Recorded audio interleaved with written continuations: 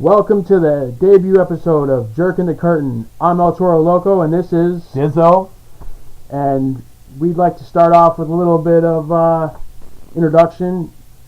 And I started watching wrestling when I was about 10 years old. I'd say the first pay-per-view I ever watched was Royal Rumble 1990. But I'd say the first pay-per-view that caught a lot of attention for me was SummerSlam 1990, which was, of course, the main event was Ultimate Warrior versus Rick Rude for the World Championship in a steel cage. You also had Hulk Hogan versus Earthquake. You also had Heart Foundation versus Demolition for the tag team titles in a best 2 out of 3 falls. I think that pay-per-view top to bottom just caught my attention. And then from then on I was hooked. And 24 years later I'm still watching it and bitching and complaining about the angles and the writers and the fact that there's no build to the storylines like there was 20 years ago, and it's kind of why we decided to do this podcast, so we could have a platform and step up on our proverbial soapboxes and you can hear us bitch and complain and moan. It's one thing you're going to learn about us. We're not getting paid by anyone to say certain things. You know what I mean? We're not going to sugarcoat anything.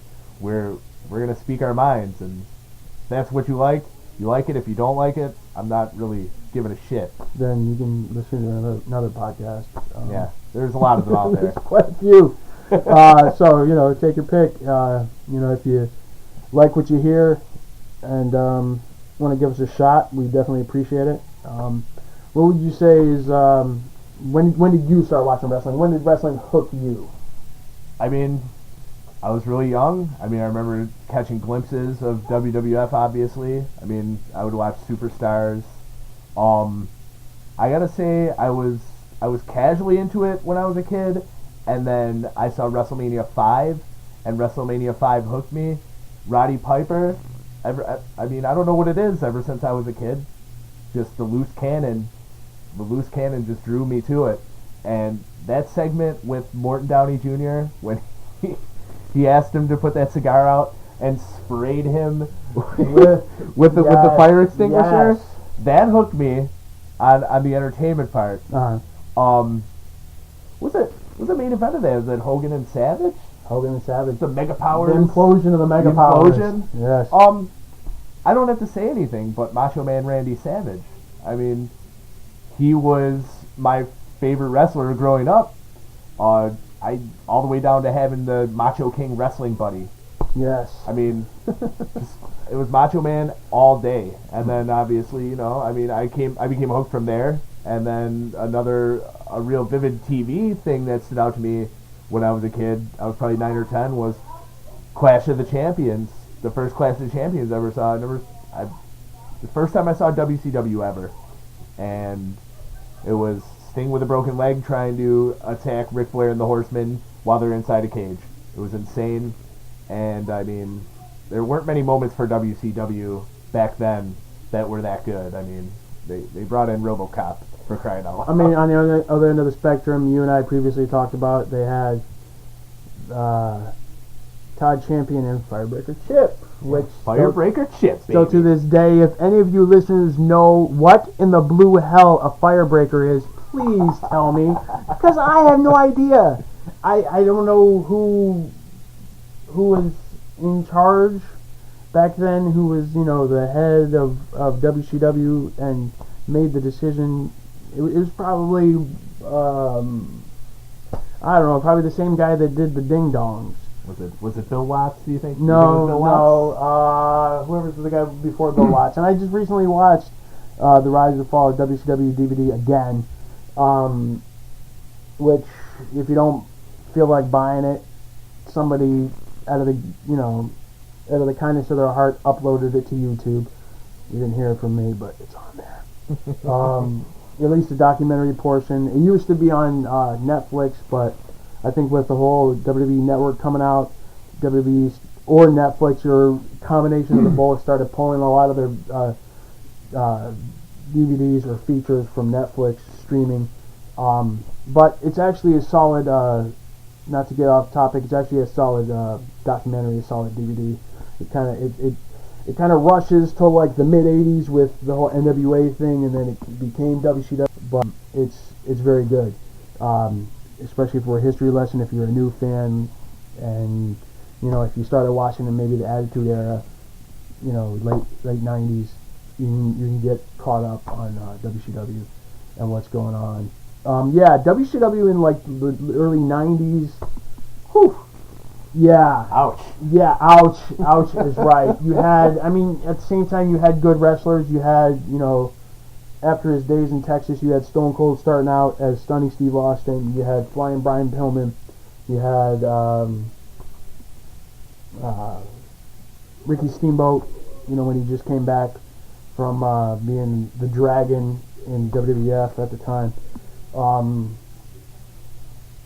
I still think one moment that stands out for me was when he came back at that Clash of the Champions in 1991 when he was the mystery partner for Dustin Rhodes, taking the place of Barry Windham after Barry Windham's hand got broken at Halloween Havoc by Larry Zbyszko and Arn Anderson. And they had, who's going to team with Dustin Rhodes in the tag team match of the Clash of the Champions, and out comes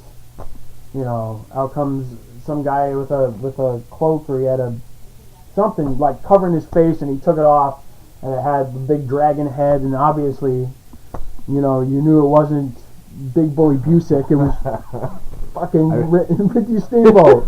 I remember when him and Shane Douglas wore masks. Weren't they the original? Like they were kind of like the Conquistadors before the Conquistadors. Trying to remember what their names were. I don't remember. It was really generic. It was really generic. It was in Spanish. It was generic. And actually, I think on one of the WCW DVDs, there's a I think a steel cage tag team match. Yeah, that's on the Legacy of Austin. Yes. The newest one, whatever it's called. Like three the Ford DVD one with Austin. Yes. Yeah. It was Austin and Pillman versus Shane Douglas and Ricky Steamboat in masks, and so we kind of gave a little intro of when we were hooked.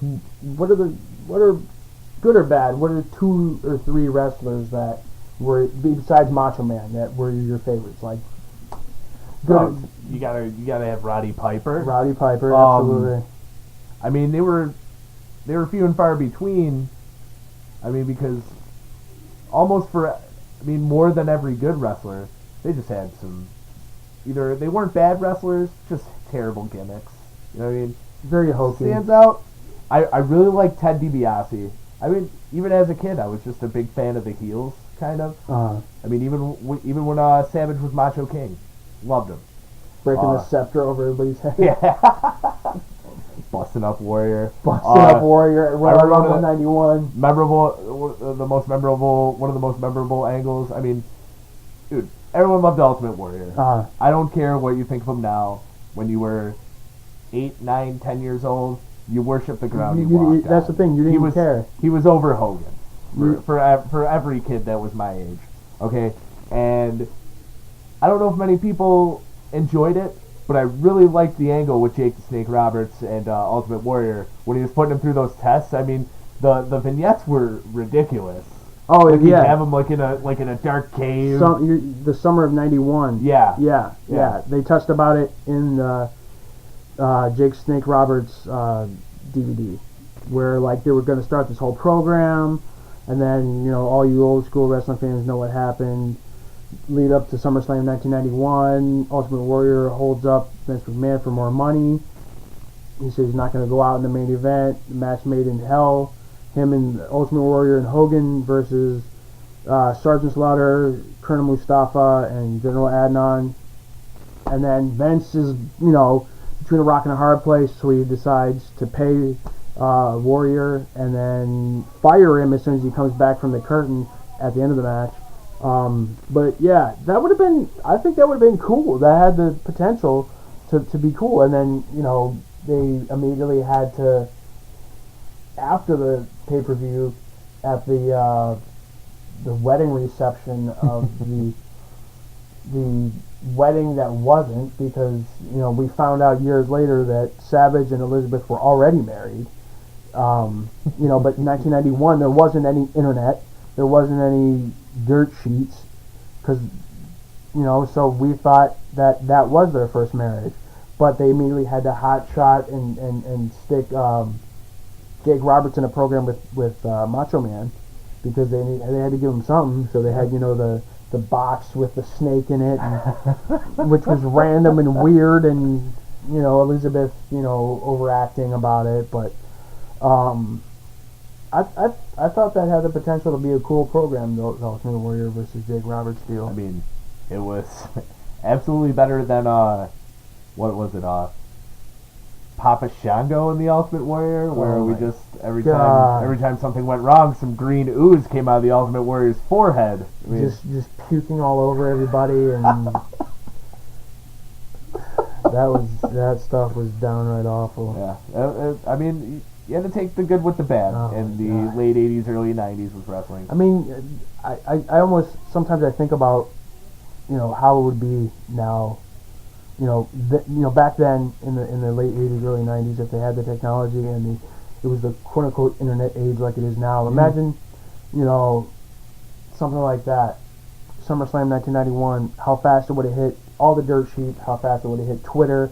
How fast it would have hit anything about Ultimate Warrior forced out of WWF, due to a contract dispute or whatever that. But like nobody really knew. All that really happened is Ultimate Warrior just disappeared. Like that happened with a lot of guys. He just disappeared, and then everybody knows what happened.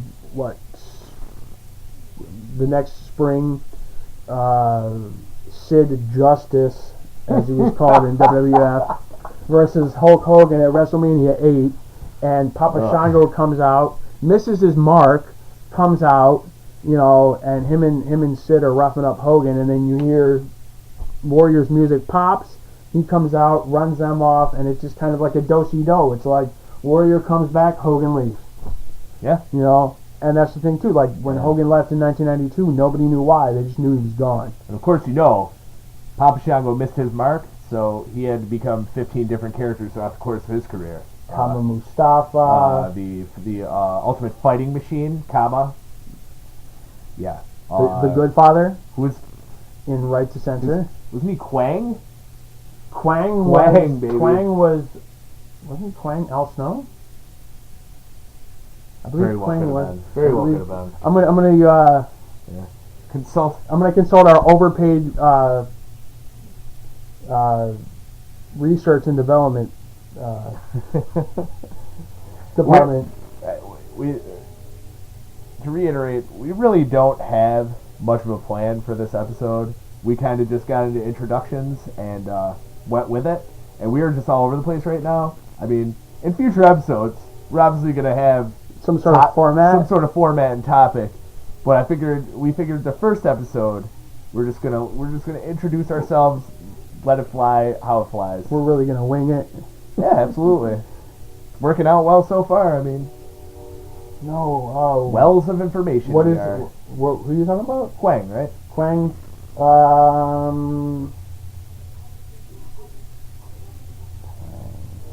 Oh, the Quangster. The Quangster.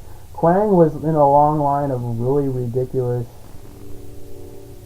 superstars. Like, you had the Brooklyn Brawler, who became Abe Knuckleball Schwartz. Yeah. Lifelong jobber and legend. I think you can count on one hand. Quang was Savio Vega. Ooh, Savio. Savio Vega, man. Famous only for his strap match with Stone Cold Steve Austin. Yes. And attempting to be an office worker in TNA or an agent. And if you've listened to Jim Cornette's latest Breaking Kayfabe shoot interview, they had to remove Savio Vega from the production truck because of his thick accent. The cameraman didn't know who to shoot in TNA. Shoot him, what the fuck, what? So Jim Cornette had to take over. do yourselves a favor if you're a Jim Cornette fan. If you're not a Jim Cornette fan, whatever. At least stream it, get it on a torrent, buy it legitimately. The 8-minute video preview on YouTube of his Breaking Kayfabe.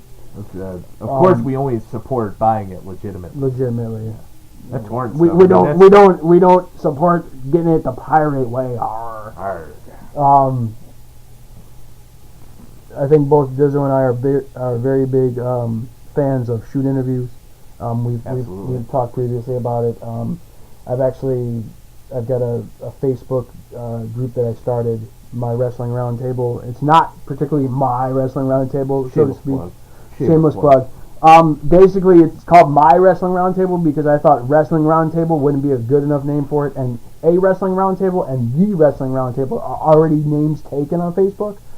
So, if you want to join, send me an invitation. It's a closed group because I don't want random friggin' people just getting in and posting silly shit. So it's a closed group, but if you like what you hear, search My Wrestling Roundtable and say, hey, can I join your silly little group? We got about 14, 15 people in it, and we just like this. There's really no structure. It's just if somebody wants to post something in it about Raw or SmackDown or Impact or Ring of Honor or whatever, feel free. And don't come in there posting a video of John Cena's 15 world title wins compilation, please.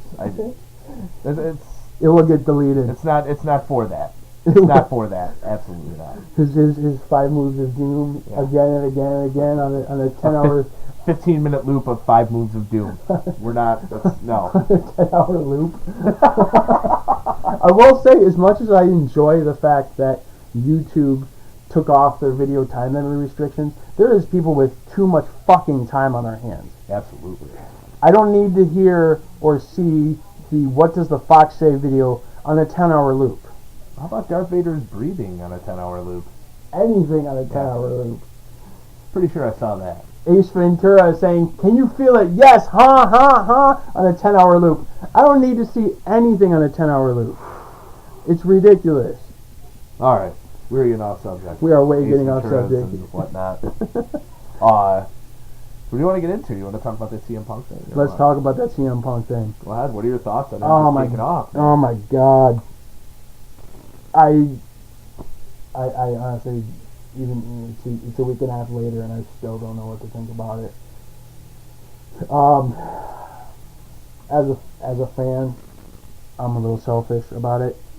I hope he comes back, but also I hope he comes back when he's healthy and when he's in a right frame of mind. I feel like he needs time. If he needs to take time off, if he needs to get away, even if it's to sacrifice his spot in WrestleMania 30, then I think he needs to do it. No, I totally agree. I didn't really know too much about Punk before 2006 when he joined WWE, but I was sold on him from the get go, and he to me he really proved what he was capable of when he did the Straight Edge Society thing in 2010, and then the next year when he did the pipe bomb thing leading into Money in the Bank 2011, his championship match with John Cena. That solidified it even more for me to be a fan of him. I think he's one of the few guys that can grow and adapt as far as his character goes. He's a believable face. He's a believable heel. He's believable as a tweener, stone cold type where he's just kind of a rogue, doing his own thing, kind of like, the Lone Ranger type of deal. Just, he's kicking the shit out of his Shield, and he's, you're wondering if he's going to kick the shit out of Daniel Bryan, but I think he's along with Daniel Bryan, I think he's one of the hardest working guys in the company, and he works through injuries. And honestly, as much, and this is not to, this is not a dig towards Triple H or Paul Levesque. I have the most respect for him in and out of the ring. I know he gets a bad rap from some people, with him marrying Stephanie McMahon and him kind of getting in the right hand of Vince McMahon. I like and respect Triple H, but when you're a guy like Punk that has wanted to WrestleMania, to main event WrestleMania since you've started, and you're told that you're going to be put in a program or a match against Triple H at WrestleMania 30, I would be pretty pissed off too. Absolutely. To me, what I've seen personally, Punk marches to the beat of his own drum, obviously. He's who he is, and part of me says, I really hope that he comes back, and the other part of me kind of can tell his personality to where he's a guy that would be like, if I leave, I'm gone. Yeah.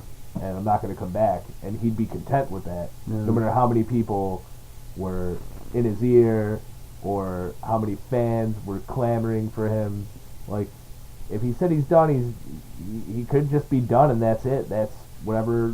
He was in the Rumble for however many minutes. And it'd be the last time you see him. But something that really put me over on the CM Punk bandwagon was it was the Straight Edge Society, but more significantly it was his feud with Jeff Hardy, which I saw a real old school heel in CM Punk during that time, which was he's coming out cutting promos on Jeff Hardy about him doing drugs, bringing his real life business into it. I mean, obviously, he may or may not have really felt that way about Jeff Hardy, right. But he was just a straight to the point, old school heel, to where he would bring out Jeff Hardy DVDs and step on them in the middle of the ring just to get a reaction. It was amazing, the little, you just see the little things that he did. It's just weird stuff, like grew chest hair. He shaved his head, basically for the company, for a storyline. He shaved his head, and that was a crazy way to. Now that you bring up that Jeff Hardy program, that was a crazy way to go into that. They had the championship match with Jeff Hardy and Edge at, I think it was maybe Extreme Rules, maybe 2009. I think. Was that even a thing? I think it was, and Maybe, whatever the June pay-per-view was in 2009. Right. It was a ladder match between Jeff Hardy and Edge. Like finishing off their program, and it was so crazy because Jim Ross went into the ring to interview Jeff Hardy, and CM Punk's music pops, and out he comes with a briefcase, and he's like, "I'm cashing in now." It was like, what? Okay, and then that was the second time he cashed in, because he cashed in, I think, maybe a year before, against Edge when they were still doing the brand extension thing, and Edge was leaving for SmackDown. 2-time winner, Money in the Bank, and Edge was leaving for SmackDown, and Batista came out and jumped Edge, and then Punk took advantage of that. And the only reason I remember that is because I was watching the Money in the Bank Blu-ray a couple weeks ago. Actually, that's one of the things that I like about sometimes with the WWE DVDs is paying the extra $5 and getting the Blu-ray, because the cool thing about the Money in the Bank anthology, for example, is the DVD set. You have all of the Money in the Bank matches, but the Blu-ray goes one step further, and you get all the Money in the Bank matches plus all the cash-ins up until you don't get Damian Sandow's cash in when he lost. Obviously. But you get all except that one. And then, speaking of Triple H, the Thy Kingdom Come Blu-ray, you get like, I don't know, 10 extra things, and then the latest Bret Hart one, you get a bunch of extra ones. How I determine whether I want to get the DVD or the Blu-ray is I just go on Amazon.com, like within a couple weeks before it comes out, and I get the content listing, and I look at the content listing, and if it looks, if you get a couple extra, 3 to 5 extra things tossed in there on the Blu-ray versus the DVD, I'm like, it's not really worth it. But if you get like a long list, then I'm like, WWE, take my money. Yes. You know what I mean? Huge selling point in that Triple H Thy Kingdom Come is a Terra Rising match. Yes. Terra Rising. Terra Rising, straight from WCW. Jean-Paul Levesque. Which, that was real original of WCW, right? You just kind of slap Jean on the front of his real name. He was basically, Jean-Paul Levesque, basically was the Triple H character. Yeah. He pretty much wore the same outfit. It was literally the Connecticut Blue Blood. Wasn't he associated with like Michael Wall Street and the whatever that little like corporate organization was that they had? The York Foundation? Yeah, the York Foundation. Was he later than that? I feel like I watched the first or second match on that because I had that Triple H thing on Voodoo or whatever, and I feel like one of the first matches was him as Jean-Paul Levesque, and he came out with I don't even remember who the girl was that was it Alexandra York? Maybe. I remember the York Foundation. I remember Michael Wall Street. Alexandra York was Marlena. Yes, yes. Which when I found that out, I was like, really? Weird, right? But then I remembered, okay, different color hair, like big late 80s, early 90s Coke bottle glasses. Yep. Who else they have in there? Robert, was it Robert Eaton? Robert Eaton. He would be Robert instead of Bobby Eaton. Tommy Rich was Thomas Rich. Yes, Thomas Rich, yeah. I don't remember. Do they have? I'm really not sure. Consult the research department once again. Do it up. The York Foundation. I know it was weird because Alexander York would carry a like an old MacBook, maybe a pre-MacBook, and like Terry Taylor, who is Terrence Taylor, would one of his spots as a heel when he would smack the shit out of the dude. He would crack the guy in the skull with a laptop to, as a foreign object. And that was, like, insane to me, man. Yes, okay. Like crazy laptop. It was just as bad as Paulie Dangerously's brick of a cell phone. It was the same deal. Richard Morton. So the York Foundation, they debuted in 1990. Props to Wikipedia for posting this. I hope it's legit and not just some guy being a jerk off and posting something. Because it's user edited, so York Foundation started in 1990. Alexander York, Michael Wall Street, Terrence Taylor, Richard Morton, Thomas Rich, and Mr. Hughes, Curtis Hughes. He even got some ECW time that one. Yep, York Foundation, they started in 1990, they disbanded in 1992. Maybe Levesque wasn't in there. Wow. Yeah, that's another guy that was the man of 1,000 gimmicks. We were talking about Papa Shango earlier. How about drawing the straw like Mike Rotunda? Oh my God. Yeah, the Varsity Club. You had... Let's check the Mike Rotunda Wikipedia page. We have Captain Mike Rotunda. We have Erwin R. Shyster. We have Michael Wall Street. Yep. We have Mike Drond. We have Mike Rotunda. Mike Rotundo. We have Mr. Wall Street, and we have VK Wall Street, which we all know was patterned after Vincent Kennedy McMahon. I think that was mid-90s when he first came back to WCW. Well, the whole Wall Street gimmick was just WCW's play on IRS but they obviously couldn't use Right. the IRS name. Right.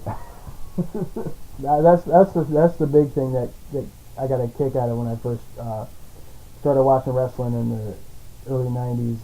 WCW and WWF at the time never acknowledged either one existed, ever. Oh, absolutely not. Ever. It was like the only thing closest to them acknowledging each other was they came from up north, quote unquote, or down south, quote unquote. Like, but obviously you knew who it was, because you would occasionally have like what happened with Lex Luger when on the first Nitro, where he showed up 2 or 3 days or a handful of days after he worked a house show with WWF.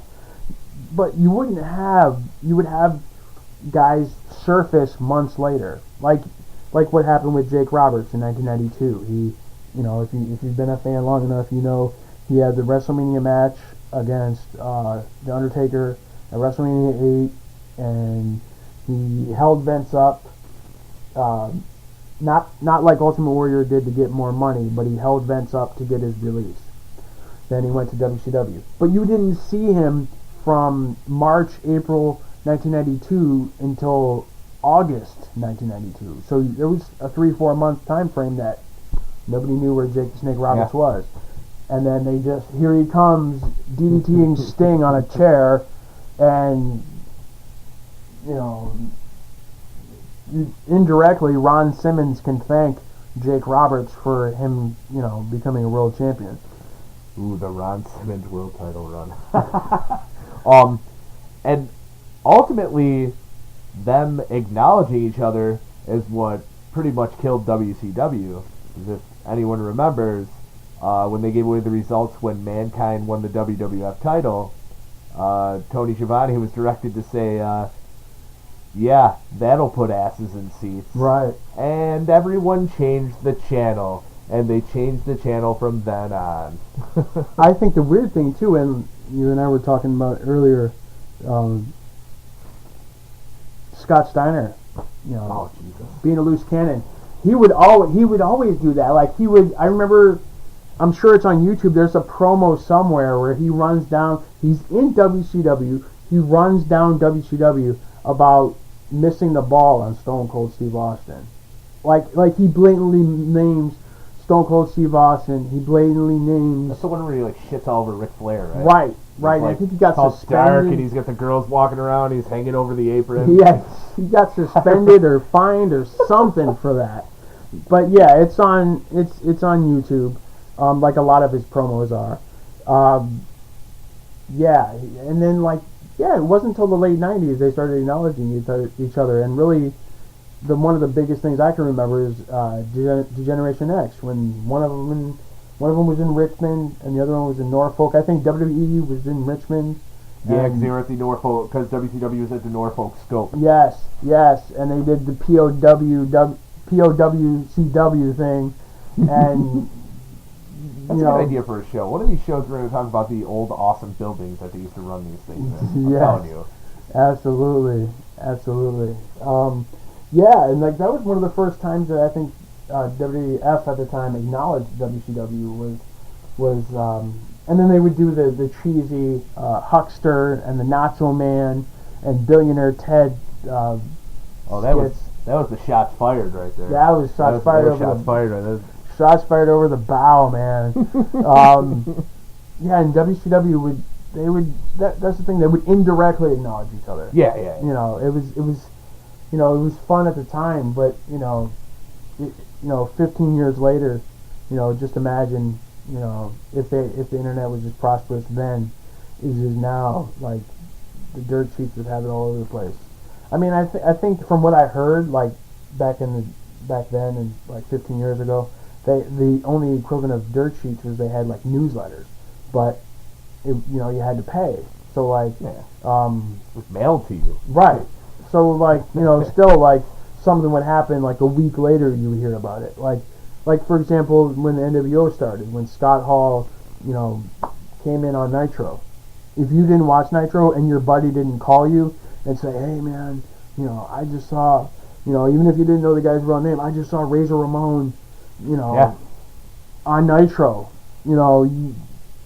you didn't know until Or a you week called, or the hotline. Yes. Yeah, you called 1-900-909-9900. Yes. And Mean Gene was going to give you a scoop for $1.99 a minute.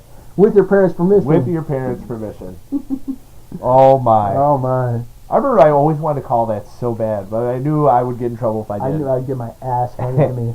And actually, one of the funny things was the yellow pages had a local number that you would call, and it had like entertainment on it. Mm-hmm. Like there were options. It was like push button options, Mm-hmm. and one of the options was straight up like a straight up dirt sheet over the phone, which at the time, which was 93, 94, would tell me results for ECW shows, Okay. which I had knew nothing about. Right. Nothing. Wow. They're talking to me about people that that became household names.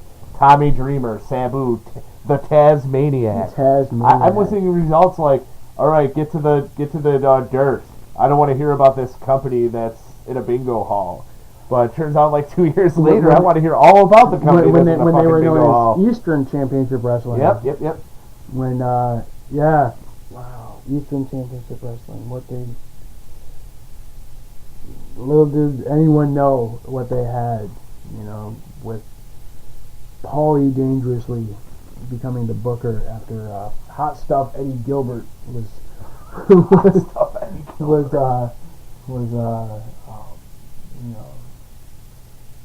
relieved of his duties by Todd Gordon. I will actually say, other than WWF and WCW, one of my earliest wrestling memories was watching Global Wrestling Federation on ESPN. How many times did the Lightning Kid and Jerry Lynn wrestle each other on The that? Lightning Kid and Jerry Lynn. And fun fact for you kids out there, Marcus Bagwell was in the Global Wrestling Federation. He had a mask on, a plastic mask on. He was known as the Handsome Stranger. Oh, Marcus Alexander Bagwell. Harlem Heat was there as well. American Male. Harlem Heat was there as well. They were known as the Ebony Experience. Oh, the Ebony Experience. That can't be considered racist at all, No right? racial overtones there. And then, of course, they had the Patriot, and that was their guy. that was their Hogan. Heavyweight Hogan. That was their Hogan personified. Absolutely. And then they had, of course, you had to have the heel for the face. They had the Dark Patriot, who, the Patriot. I don't remember what the Patriot's finisher was, but it was like a drop kick. Oh no, it was the Patriot Missile. Yep. Okay, so then the Dark Patriot, tit for tat. The Dark Patriot's finisher was a drop kick off the top rope, but his finisher was known as the Scud Missile to play off of Iraq in the Gulf War. How many of you guys remember the Gulf War? You cannot make this stuff up. You cannot make this stuff up. And then was Jared in that? He might have been. Jared in Global? He might have been in Global, or he was in USWA. He was definitely in USWA. He was definitely in USWA. Another guy that stands out to me in the Global Wrestling Federation, there was a guy, Rod Price. Like, he had a really colorful tights. That's all I remember about him. And then you had who else? You ever watch those ESPN classics now? You ever watch that stuff? It's been a while. I haven't watched it. It's been a while, but I for the Midnight Rockers. The Midnight Rockers in AWA. Yes. The AWA Classics. Yes. Which a lot of people started in AWA. Basically, half of the 80s WWF went to AWA. Yes. I mean, you had Yokozuna was in there. He was Coquinus Maximus or something. Going back to the research and development team. Yeah, the AWA. I feel like they had Hacksaw. Yeah. They had the AWA had Hogan before he was Hogan though. They did. They had Terry Bollea. They had Big Scott Hall. Do you remember Gator Scott Hall? You ever see that promo? No. Long blonde mane and a Tom Selleck mustache, just wrestling gators. Gator Scott Hall, baby. Was he like the AWA's answer to Magnum TA or something? Dude, he was a Magnum lookalike. Really? That is no joke, dude. He had the curly mullet and the stash. Yes, Coquina Coquina Maximus was his name in AWA. Coquina stand for ass. I don't know. I don't know. Yeah, but I mean, the AWA roster was almost basically comprised of all WWF guys, and I mean, it's basic knowledge now that Vince pretty much offered them money they couldn't refuse, and that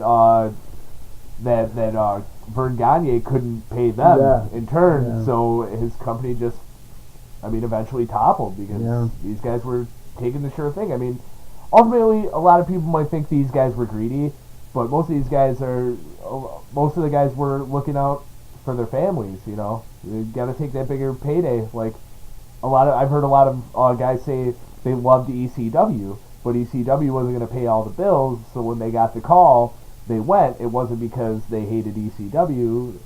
They all loved their time in ECW. Right. It's just that they had to provide for their families. The Dudleys, Taz, Yep. Shane Douglas, the list goes down the line. Chris Benoit, Chris Jericho, Dean Malenko, Eddie Guerrero, Psychosis, Rey Mysterio. Yeah. You know. And it wasn't like WCW where you heard all these guys go, man, I really hated my time in ECW, so I'm glad I got a job elsewhere. Right. It was when they left WCW because they hated the damn place. Which I can't blame them. We are just going off on all these crazy tangents, dude. Yeah. This is a hell of a first episode. I can't blame guys for. I hope you guys are keeping up with us. I can't blame guys for hating WCW because from what I heard, it was a nightmare to work in. I mean, Nitros would be 10 minutes to air, and the booking team would be changing things on the fly, so people wouldn't know what the heck was going on. I will say, one of the biggest badasses in AWA had to be Colonel DeBears. Colonel DeBears from South Africa, or he was allegedly hailed from South Africa, and then you had Ken Patera, who was like this pre-Kurt Angle type heel. You know, he was an Olympic wrestler, and then nobody could beat him, and this and that. And I think Kurt Angle with a mullet. I mean, he had the red, white, blue tights and everything. Pretty much. Kurt Angle with a mullet, man. Ken Patera. Yeah, you had the Midnight Rockers, and that's always funny to me watching old AWA stuff, man, because like it's bad enough that when you watch the old WWF stuff where Shawn Michaels looked nothing like he does now or he did in his apex of his singles career. It was kind of like Marty Jannetty still looked like Marty Jannetty. He looked the same for about 20 years. He just looked like Marty Jannetty. Whacked out of his mind, by the way. I've heard, wrong with that guy. heard, like, I haven't watched, but I've heard about his shoot interviews, that they're definitely interesting to say the Follow him least. on Twitter.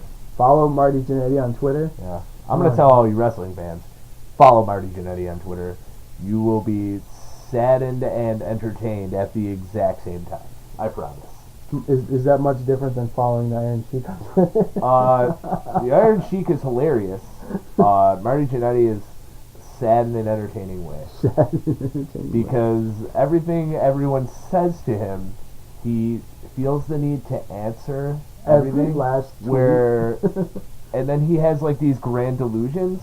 I mean, I haven't seen Marty Jannetty on a television in well over 15, I'm going to say 15 to 16 years. And I feel like he's on drugs when he goes on Twitter. He says things about having large quantities of money underneath his mattress on Twitter. And then when people call him out for being a cokehead, he feels the need to defend himself to every one of those people. Huh. And just talk about the absurd amounts of money he has hidden under his mattress. It's sad and entertaining at the same time. Sad is, I mean, I grew up watching the Rockers. Right. And admiring Marty Jannetty just as much as I admired Shawn Michaels.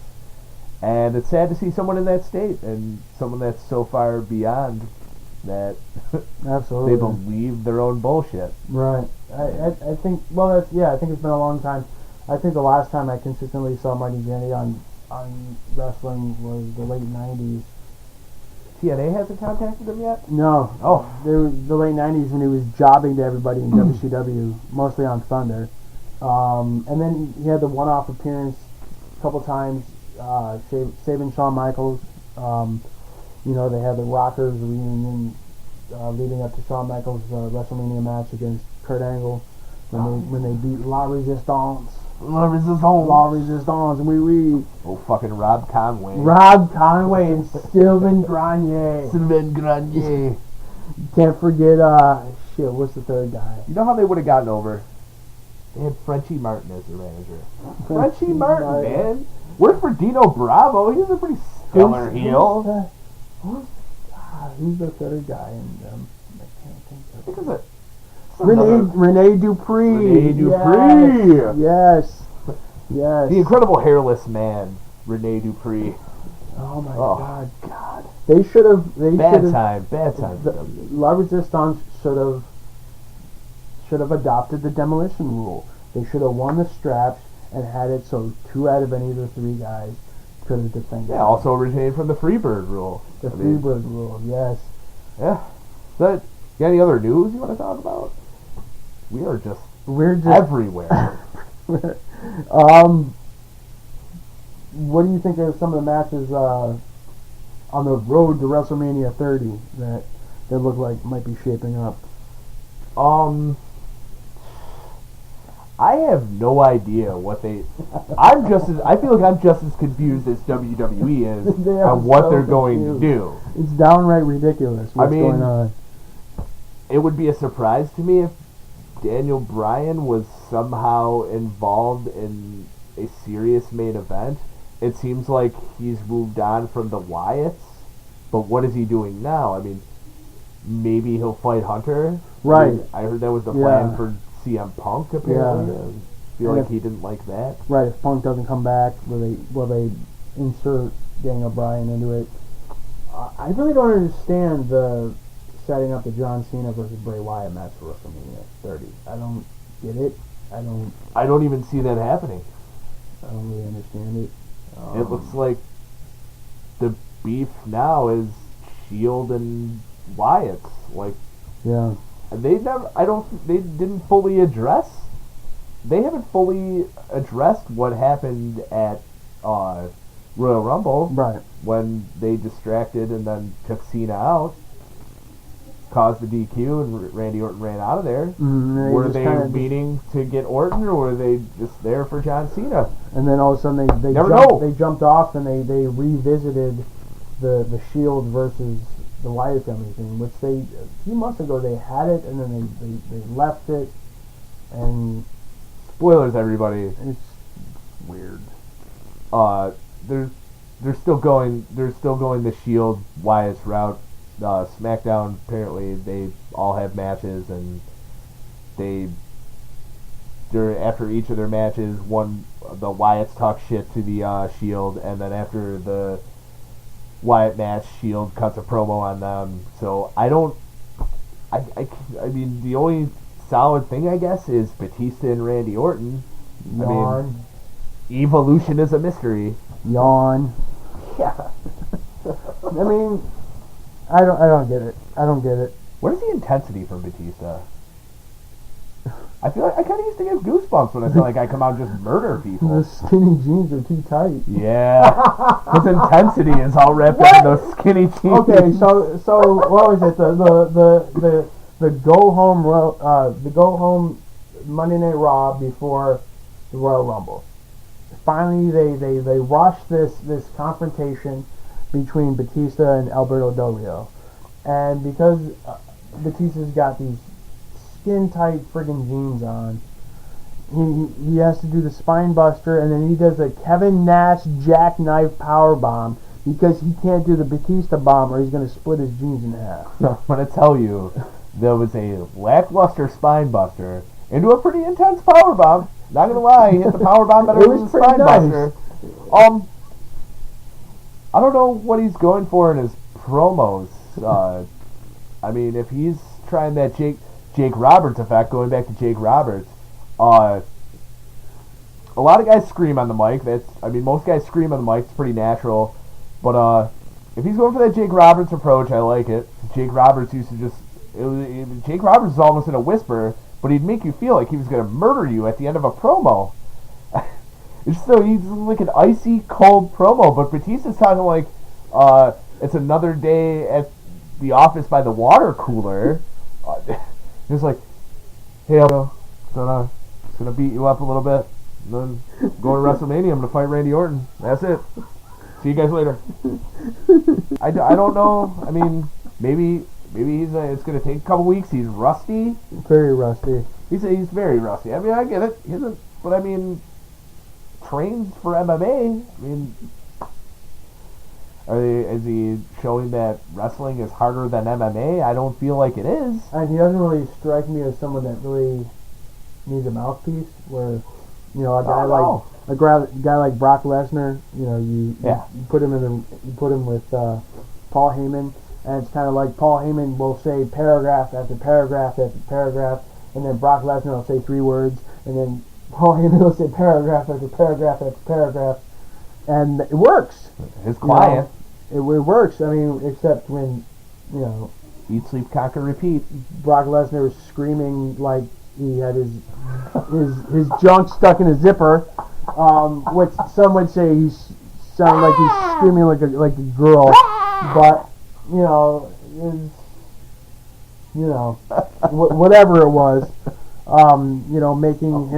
making Brock Lesnar come off as a massive heel and just pretty much annihilate.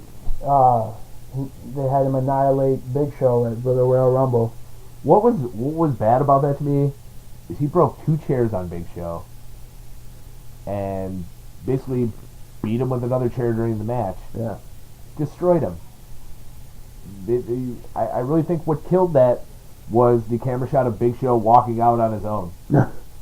How did to solidify Brock Lesnar as that monster is what I think that they were trying to put him over as was you need to stretcher the Big Show out of the building. If you're trying to make him the monster that Paul Heyman is cutting promos about and how he doesn't care, he's there to eat, sleep, conquer, repeat. If he's hitting the Big Show 6,000 times with a chair, breaking 2 of them, and then you watch Big Show just walking, holding his arm, walking out next to 2 referees, just walking out on his own, how does that work? How does that work? Just another day at the office, Just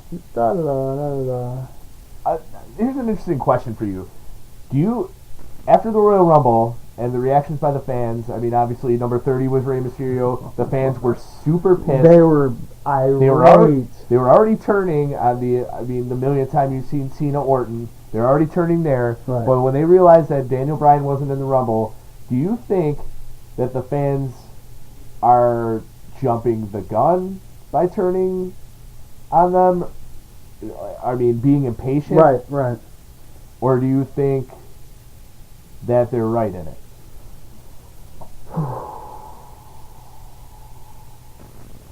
I think they're right. I think as much as I think WWE needs to continue this, screwing Daniel Bryan over repeatedly, and him not being able to conquer the machine, quote unquote. I think the fans have every right to be pissed off. Do I think, as the number 30th entrant into the Rumble match, do I think Rey Mysterio got a raw deal? Absolutely, because I don't think he deserved it.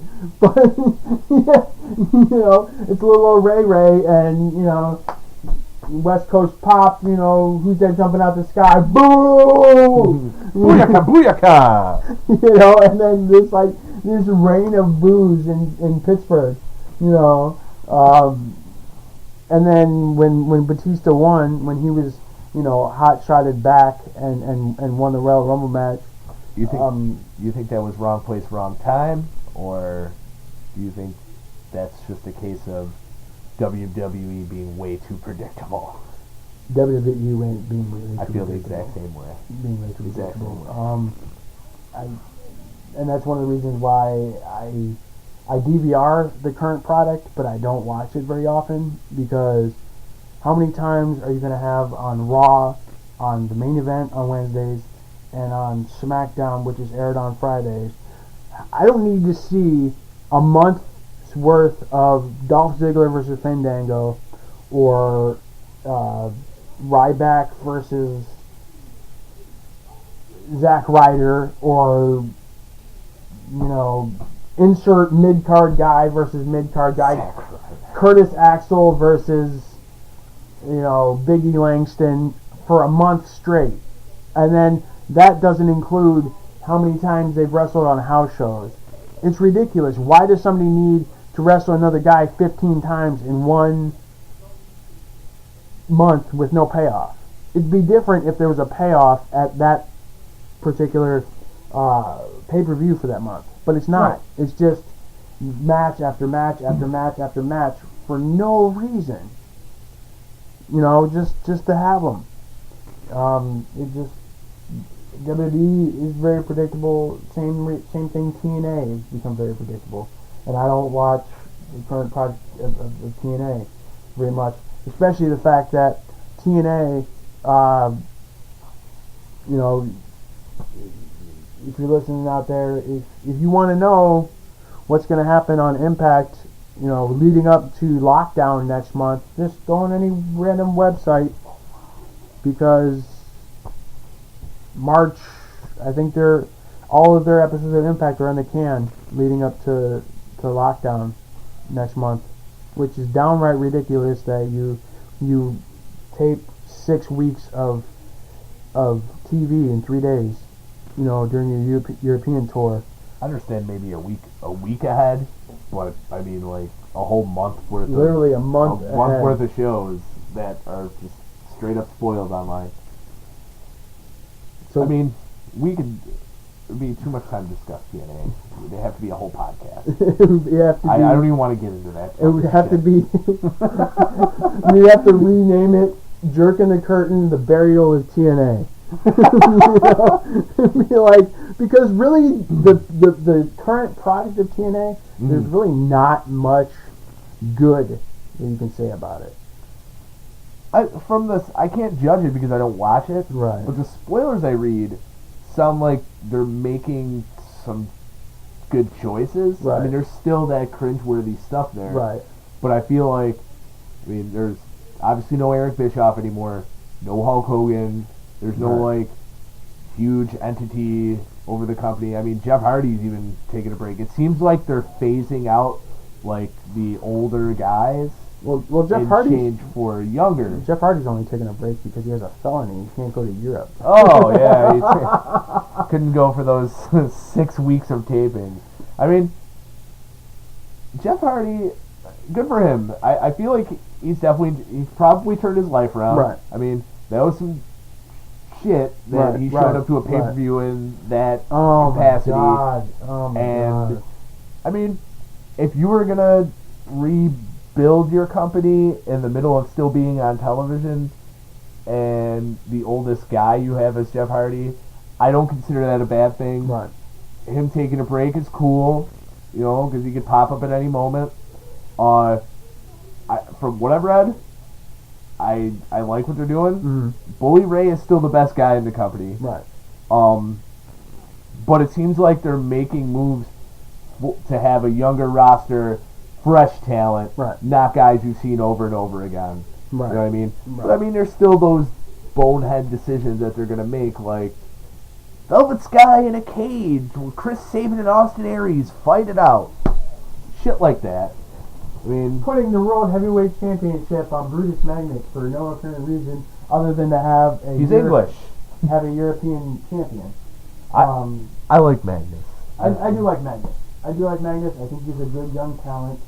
I don't like the fact that he had the gladiator gimmick in TNA for all of 2 weeks. Yeah.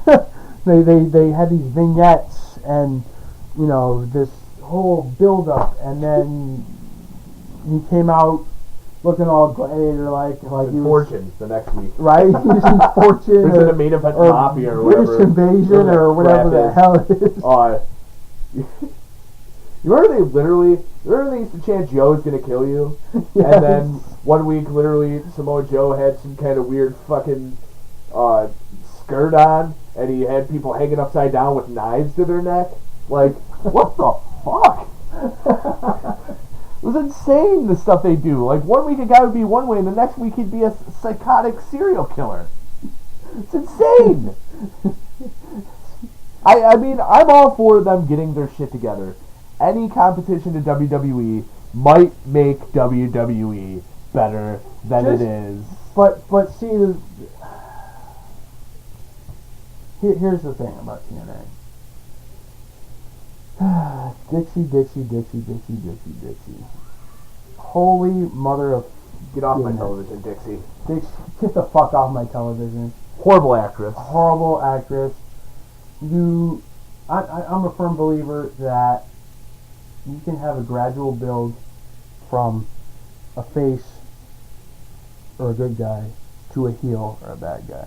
Hmm? You can't have... I don't think you can be effective. Flip the switch, turn on a dime from a face to a heel, or a heel to a face. Just flicking the damn light switch, and there you go. All of a sudden, I don't like anyone. I hate everybody. I'm the sweet Southern belle, and then the next minute, I hate everybody. Styles, I won't rest until you're out of my company. Right. What's that whole thing pissed me off, because I've been a fan of AJ Styles since WCW. You know, Yeah. Air Paris and Air Styles. You talked about it earlier. Yep. And then he started in TNA. I actually got a little bit of a late start in TNA. I didn't know about TNA for probably the first 6 months they were in business. Mm-hmm. And then early 2003, I started watching it. It was very innovative. They eventually converted over to the 6-sided ring, like in Mexico, and it was very innovative. And then they were doing their own thing. They were having their own kind of gimmick matches. They were kind of trying to carve their own niche, unlike WWE. And then they give the keys to the kingdom, so to speak, to Bischoff and Hogan. And that's what I find weird. Like, a lot of the things that they were making their own, they've just totally abandoned. Like, I mean, probably just Raven's match with the Clockwork Orange, House of Fun match or whatever. He had the Clockwork Orange match or whatever. But Monsters Ball, that was very thing. Innovative. That was very innovative, and it was like very. There was a lot of story in it, but when the Monsters Ball first came about, hardcore, man. When they first came about, they led you to believe that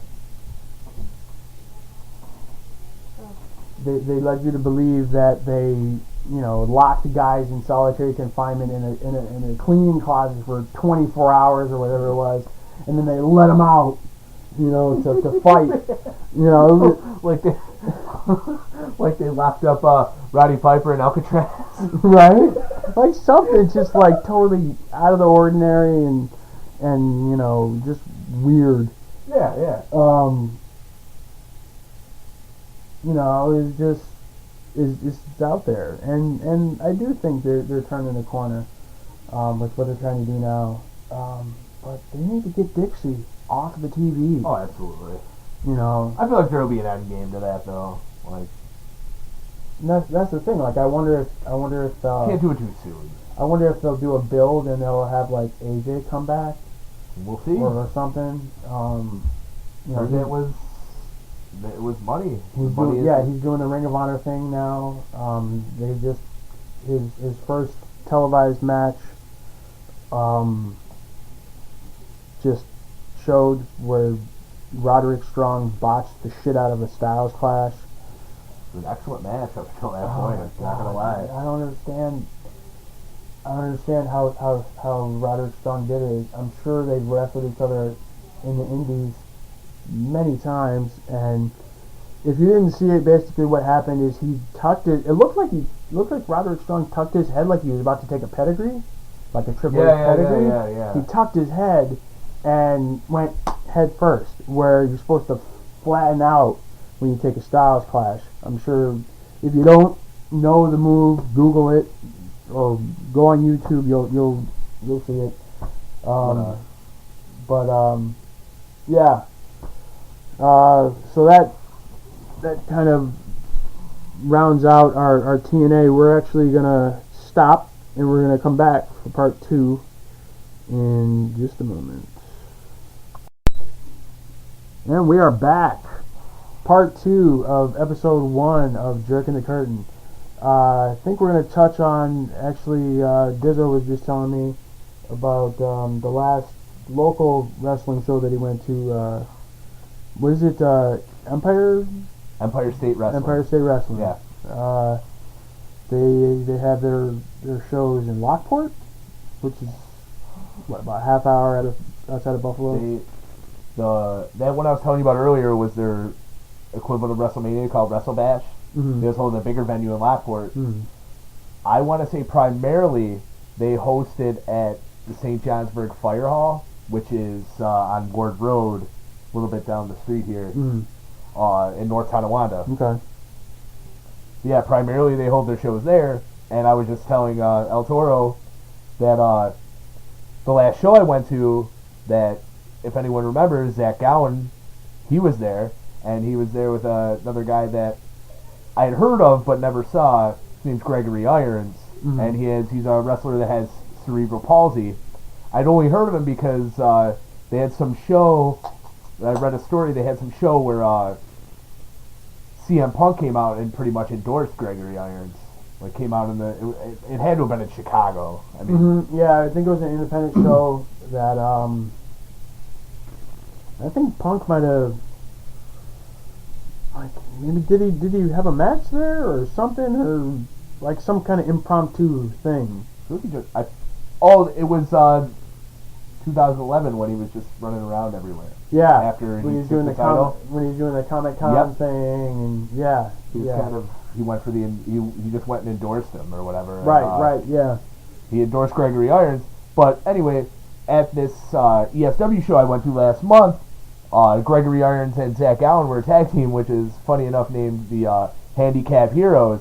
And I was just telling El Toro that it might sound weird to you, but I was very inspired by what they did in the ring. Like I mentioned that 10 plus years ago. I mean, I saw Zach Gowen wrestle or whatever in WWE or whatever. Yeah. And I was inspired by these guys. Because Zach Gowen came out and he had a fake leg, but when he wrestled, he took the leg off and basically hopped around the ring the whole time. And it was just inspiring to me to watch this guy do like moonsaults. He was diving over the top rope onto guys. Like he was like a guy that actually had 2 legs, which was amazing to me. And I was very inspired. I mean, embarrassing enough, I was almost brought to tears by it. And when they came out of the ring, I had a cool couple-minute conversation with them and just told them how much I appreciated what they did. I mean, as much as people think this sport is fake and it's all pretend, I mean, people get hurt. So obviously, it's not pretend. I mean, these guys are probably at that show making $50 to $100 just that show. Absolutely. To do these things for us. You know what I mean? And I just wanted to mention that. I thought it was a good match, and I thought it was, when I go to these shows, like what wrestling is to me, which is wrestling. Yeah. I mean, guys are going to come out and talk on the mic, that's part of wrestling, but they leave out most of that entertainment crap that we see now, which is mostly unnecessary. They just get down to business and wrestle, and that's what I like about wrestling, is just a good match. Now, independent wrestling, I mean, and you can say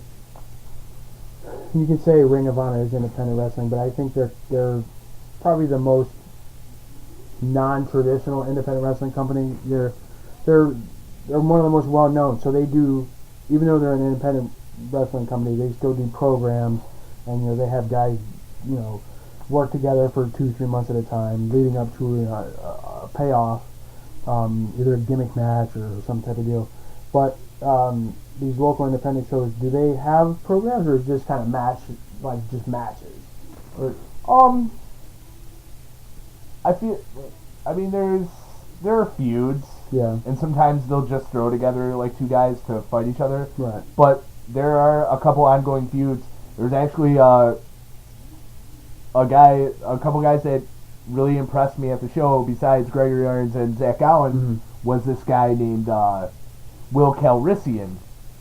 And he was a face before, like when I used to go to this a couple years ago, he was a face heel, and he's pretty incredible. Like he plays like this like kind of crazy guy. He's just, and he has a manager named the Caesar who wears face paint, kind of looks like the Joker, but like the old school like 60s Batman Joker. Oh, okay. He doesn't keep the green hair or anything, but he has like the face paint, and he does that like out like crazy laugh. You know what I mean? And their ring entrance is probably one of the greatest things in an indie wrestling show I've ever seen, which is they come out to, if anyone remembers the show The Highlander, where they had the Highlander TV show. Yes. Do you know the theme from The Highlander, the Queen song? Yes. It was like, I am immortal. They come out to that and do like these weird motions to the song. What? And like the guy will stay in the corner and he's like, to the beat of the song, he's like, and they have a big screen or whatever, like the kind of like the Titantron. They'll randomly insert these promos where they make all these crazy like movie pop culture references. It's the ESW-tron. Yeah, it's, dude, those guys are incredible too. Yeah. But yeah, like him, the last couple shows I went to, he's like feuding because he was a face with a tag team partner, and when they lost the match, he turned on the guy, and that's when he went heel and got with the faction or whatever. He's been feuding with his ex partner, and then his ex partner is hanging out with some other guy. So now at the next show, he's gonna wrestle the guy he's feuding with, his friend, and then they have they have their champion, who's, I'm not sure, probably been the heavyweight champion for a year plus, and they're building him up like he just comes out and basically makes open challenges, like anyone on the roster want to come out and fight me, and I went to the last three and he's taken them all out. I will say that is old school wrestling. You have the tag team, you have the guy turn in a tag team match. I mean, they just recently did it with the Primetime Players. They had Titus O'Neil turn on Darren Young. Yeah. You know, but it's either the guy hits the other guy, causing him to lose the match, or it's the age old just drop down off the apron and walk away. Yeah. You know, that's pro wrestling 101. Now I'm actually looking forward to it at some point. Maybe not the next event, but I'm looking forward to maybe sometime getting to an ESW show and checking it out for myself. Yeah, after this one, they usually announce the next show at the show when you're there. Right. I'll let you know. For sure. See if we can make it. Yeah, there's another tag. There's a tag team there. They're like they're called the Flatliners. Nice. And they have a manager. It's kind of like it's like a Christian Bible thumper guy. He comes out. He's wearing the shirt and tie as a Bible, and they come out to like a slower version of I'm pretty sure it's Depeche Mode, where it's like my own personal Jesus. What? Dude. They're also, that guy, just because the tag team, they don't really talk. They're a couple of big dudes. Big dudes. Fuck shit up. Right, you know what I mean? right. And they're cool, but that guy that comes out with them, their manager makes them, man, so good. That's old school right there. When I love it. A manager make the team. I mean, remember old school? You had Jim Cornette with the Midnight Express. You had the Heenan family, anybody with Bobby Heenan, whether it was Mr. Perfect, Kurt Hennig, whether it was Andre the Giant, whether it was Haku, Jimmy Hart.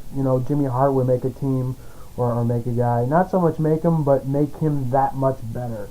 Yeah. You accentuate a guy. And that's the thing you see now a lot now, I think, nowadays, whether in the independents or in WWE or TNA, or even Ring of Honor for that matter. I don't really know about globally because I don't follow Japan or Mexico as much as I'd like to. Speaking of global, one of still my favorite DVDs that I have is Global Impact. Global Impact is amazing. That was fantastic. That's amazing. And actually, I was checking the dirt sheets, and there's actually talk that if anybody's looked at the dirt sheets lately, there's supposed to be TNA and Wrestle One, which is the company that the Great Muta runs in Japan. Oh yeah. Yeah. There's supposed to be an event between Wrestle One and TNA at some point this year, but there's also rumblings that Vince Russo might come back to TNA, and I just read that that might be not happening because Wrestle One believes that Vince Russo is racist towards Japanese people, as evidenced by comments he made while working with WCW and his booking of Japanese talent in the past. So if I was TNA, I would not do anything with Vince Russo because I would not want to piss the Great Muta off and blow this shot at something that Jeff Jarrett put together before he left TNA. Clearly he's racist against Spanish people, as evidenced by the piñata on a pole match that went on in WCW. When Oklahoma, a.k.a. Ed Ferrara, was the commentator. Oh, God. Oh, my eyes are bleeding. Oh, my God. I highly doubt that of all the people anywhere, I doubt Vince Russo will ever hear this podcast, but if he does, or if someone knows Vince Russo, please give the message to him that I think Vince Russo should fuck off. Because Vince Russo pissed all over a lot of wrestling. I'm not doing this podcast to make extra friends, so fuck Vince Russo. And if you like Vince Russo, this is not the podcast for you then. This is not the podcast for you. No. Whatsoever.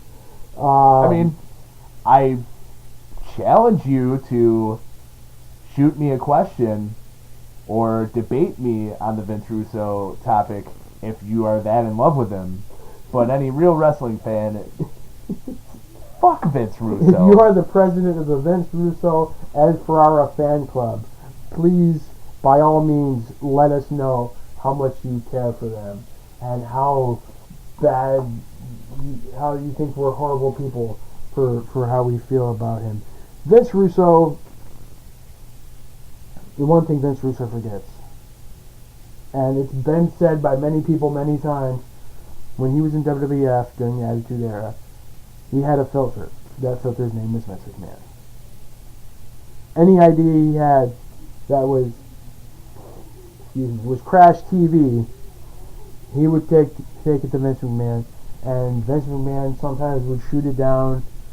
Sometimes Vince McMahon would say, "That sounds great." Vince Russo, as a result of that, decided to go to WCW, and the results speak for themselves. As much as the NWO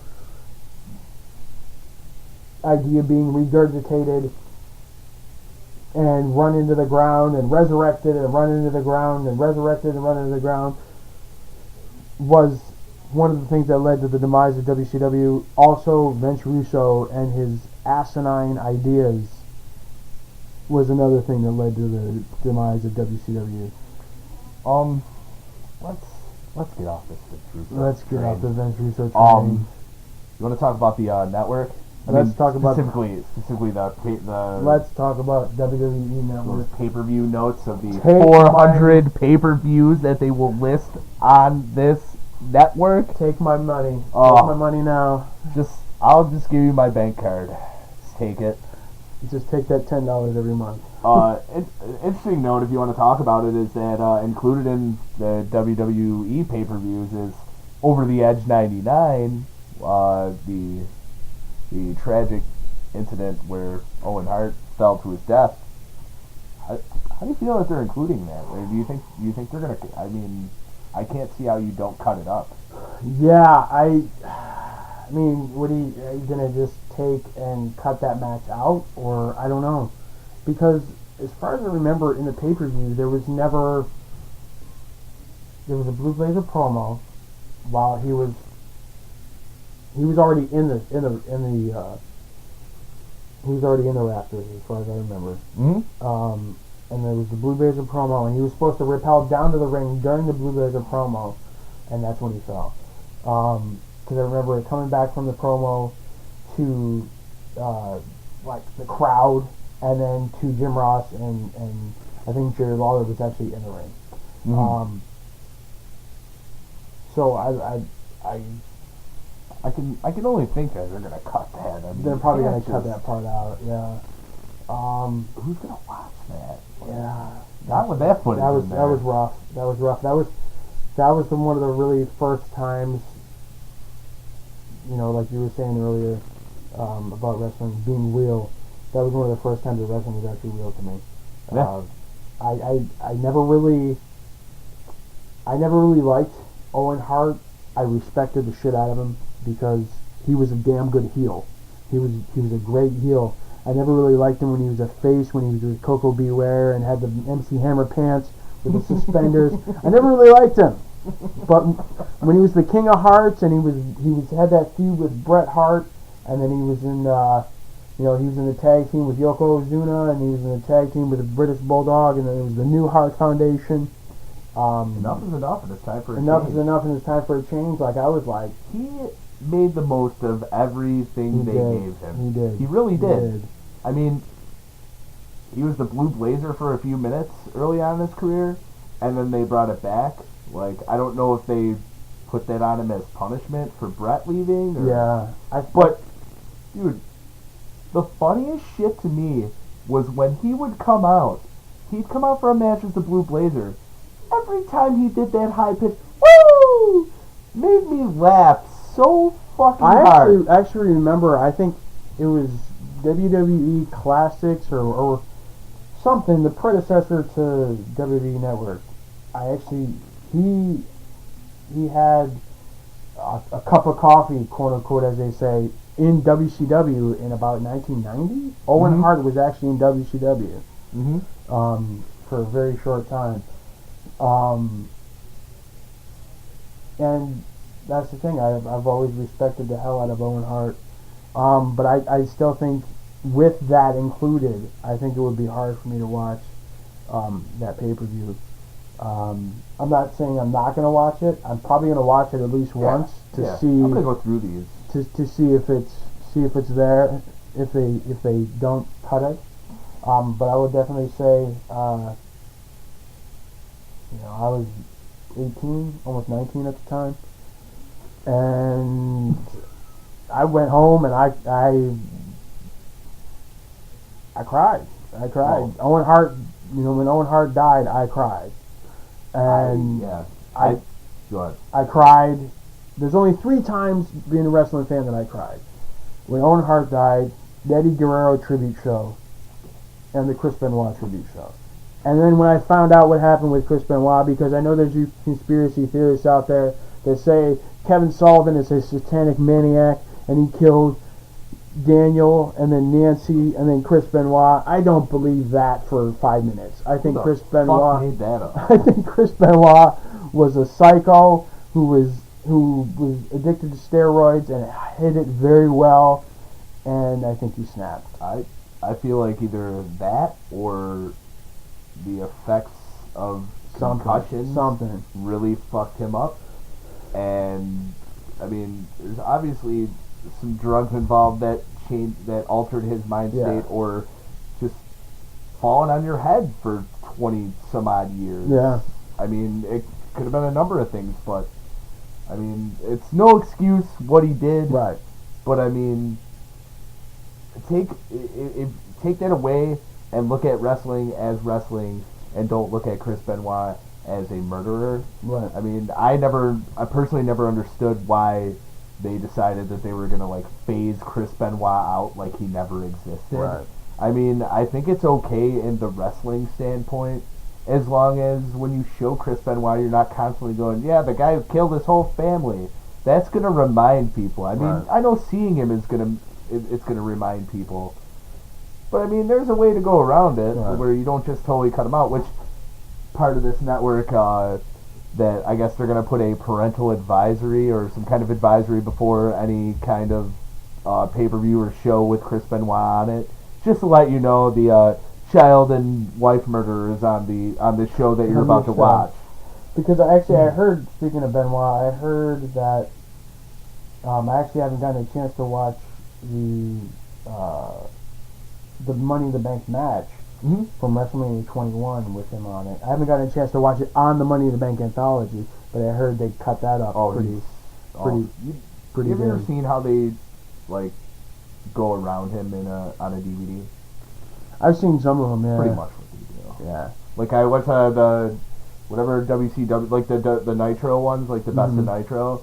It makes it look like they pan the camera way back to where you see like this tiny figure like laying on the ground, or they like move the picture over to where he's cut out. Yeah. It's kind of what they did on that too. It's definitely weird to watch like the rise and fall of ECW. Because he was actually in that, because that was released in I think like 2005 maybe. Yeah, it was a little bit before. So like to see him in there, that's weird. And I think that whole thing happened about 2007. That whole thing was Yeah. I still have I still have the Chris Benoit DVD. Yeah. Hard Knocks or whatever the hell it's called. And it's kind of weird. Like I won't watch it just because it's weird. I gotta imagine it'd be a little weird. I'm excited for this.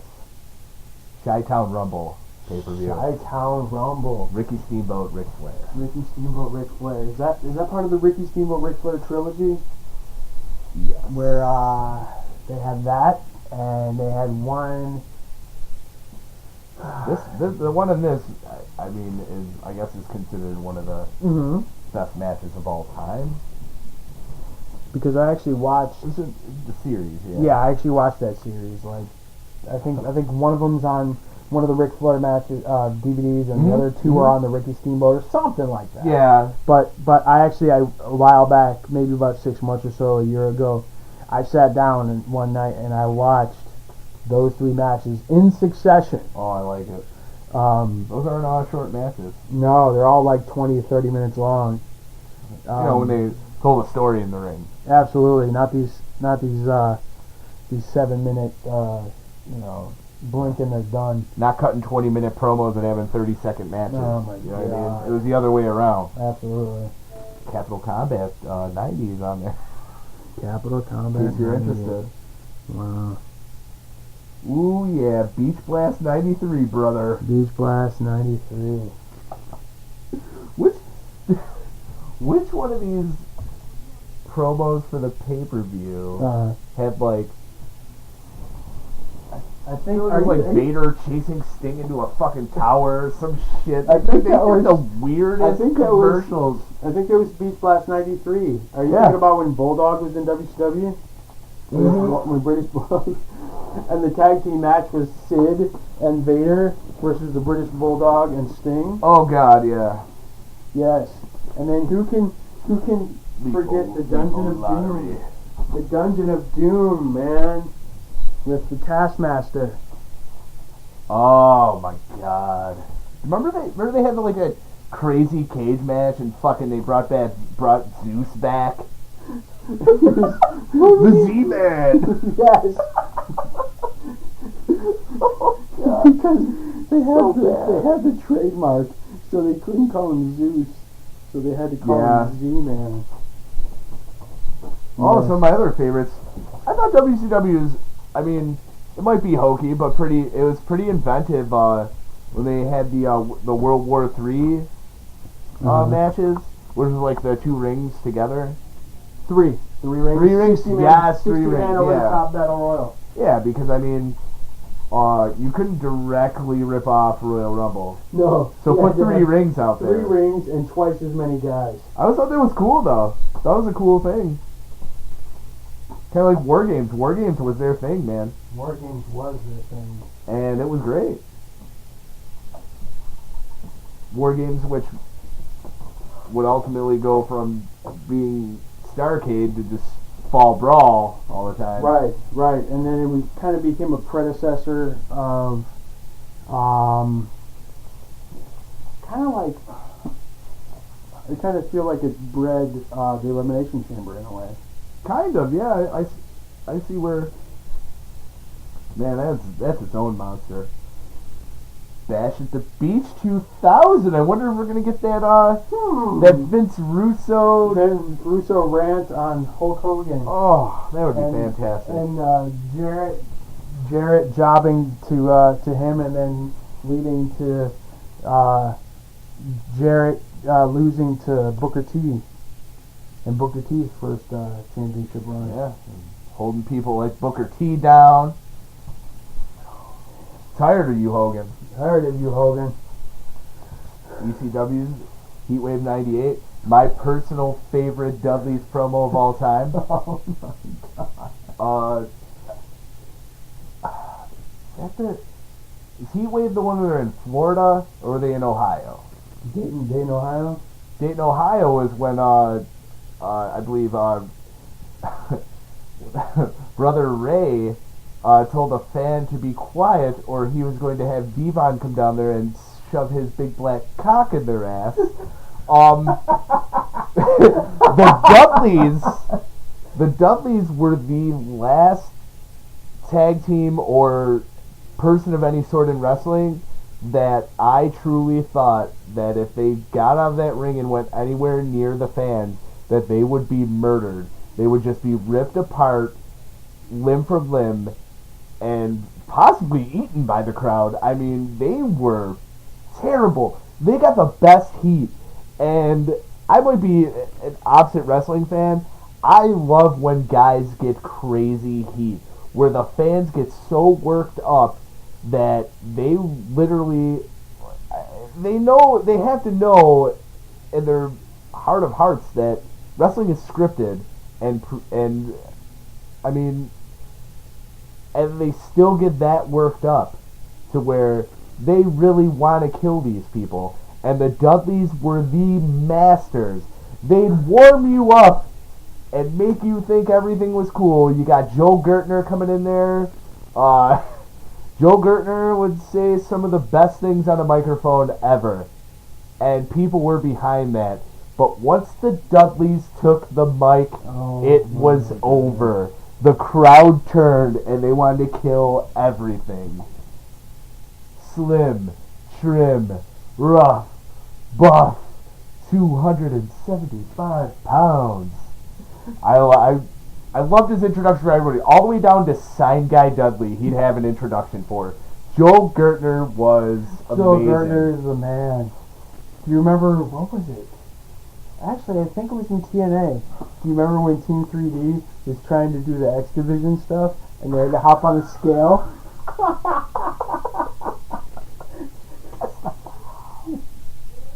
What the hell was that? When it was Reverend Devon. I don't know, but And I mean, we had Deacon Batista. Deacon Dave. Deacon Dave Batista. Deacon Dave, baby. Holy man. And then they're like, enough Deacon Dave, bro. You're an evolution. You're the Evolution is a mystery. I believe he said evolution was a mystery. Lemmy. Ever see that Botchamania when he does Triple H's theme music live and he says a lot of the wrong words, like some of the words weren't in the song? So good. I wonder what Botchamania is. I don't remember. I remember I found out about that and I watched like 100 of them in a row. Because there's hundreds upon hundreds of them. I mean, it's easy to watch like at least 25 to 50 of them. They're like 10 minutes long. It's ridiculous to watch all the Botchamanias. I watch them when I can. I love that shit. It's real good. It's ridiculous. Anything else you want to touch on? What do you think about Sting possibly joining WWE? Oh, yes. I feel like ultimately that should be his end game, no matter how he feels about WWE. Sting's a legend. Sting, no matter how you feel about him, is a legend. Maybe he went a little longer than he should have, and it showed in his matches. But in that 97 to 99 era, even before that, I mean, he was big, main eventing with Flair. But 97 and 99, that fall brawl where it was obviously the fake Sting, and then he came out and he pretty much told WCW to fucking ram it up their poop chute and walked out and then appeared in the stands like Brandon Lee. He was hot. Yeah, absolutely. I was 16 years old. I white don't give hot. a motherfuck. He was the fucking real deal in wrestling. He was Stone white Cold hot, was there, sure. and then WCW had Sting sitting in the rafters with a fucking bat. And every week, no matter what the NWO did, gave a beatdown to whoever, you could not wait for Sting to fly down from those rafters and put a beating on every member of the NWO. Sting was hot from 97 to 99. And I think it would be fitting for him to come in, even if he doesn't have a match, come in. But I feel like they've always, for the last 2-3 years, they've been trying to set up Undertaker and Sting. I mean, even if he came in, didn't go over. You know what I mean? Right. They bring him in maybe a couple weeks before, let him have some mic time, let him get a little program going with Taker if that's what they're going to do, or whoever. Right. Let him have a last hurrah on the biggest stage of them all. He deserves it. I've heard multiple things. I've heard they want to bring him in, they want to, have him there with the WWE Network, like have him touch on the WCW content.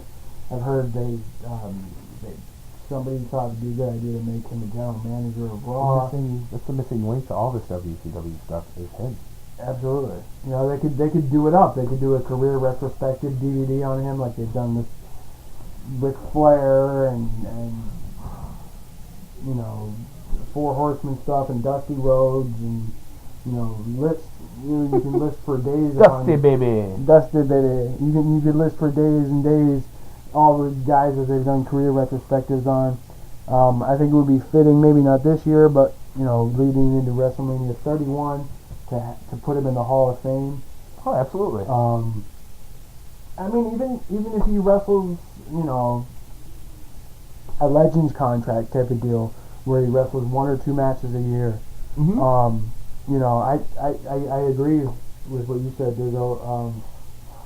Back in the late 90s, man, he was white hot, and he was hot all the way through the 90s. But I do think around like 96, his surfer gimmick kind of started to get a little stale. Mm-hmm. And to their credit, whoever was booking at the time, whether it was Bischoff or whoever was booking in WCW at the time, unlike nowadays with John Cena, they realized, whether it was Sting realizing it himself or Flair telling him, or who, I don't know, Hogan, who, I don't know, I don't care. But someone saying, look, your character is getting stale. Mm-hmm. You need to change it up. And yeah, it was kind of like a blatant rip-off of the Brandon Lee, the Crow character, but I think Sting made it his own thing.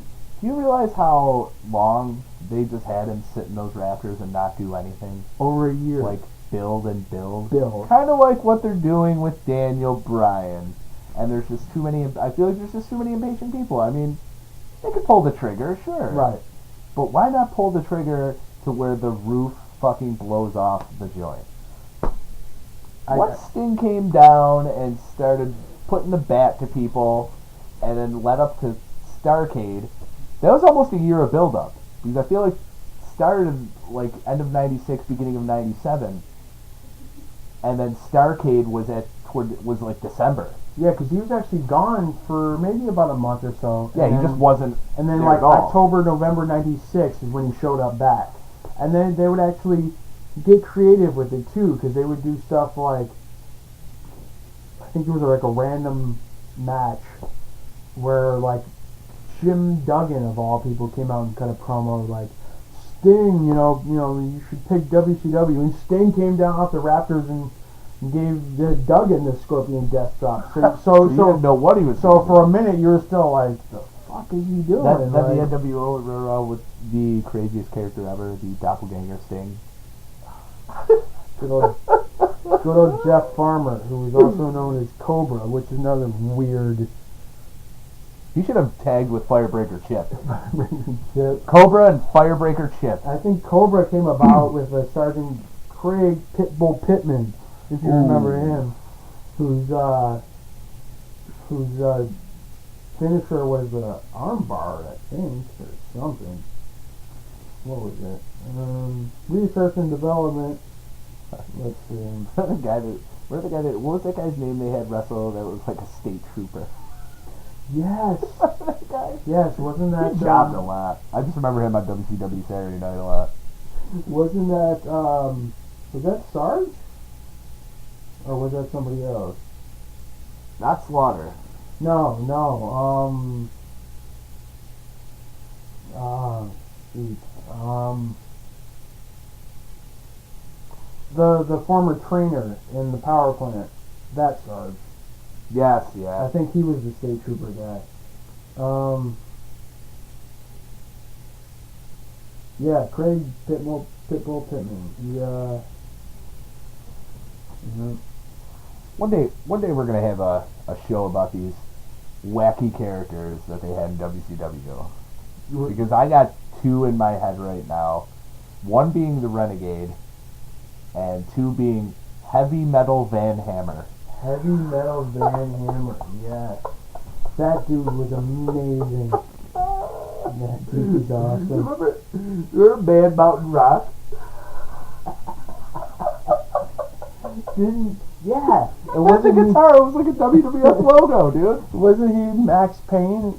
Yes! He was Max Payne. He was Cactus Jack's tag team partner in WCW.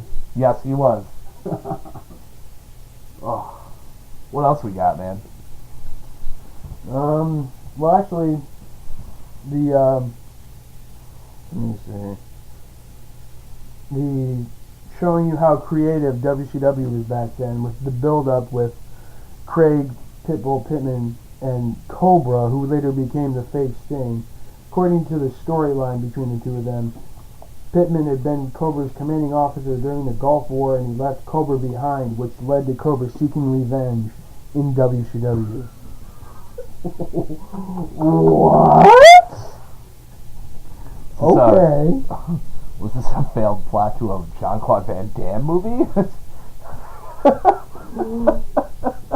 Okay, this is the first time I'm going to say this of many times throughout the duration of the many episodes we hope to have for this podcast. Who wrote this shit? Honestly. What the fuck?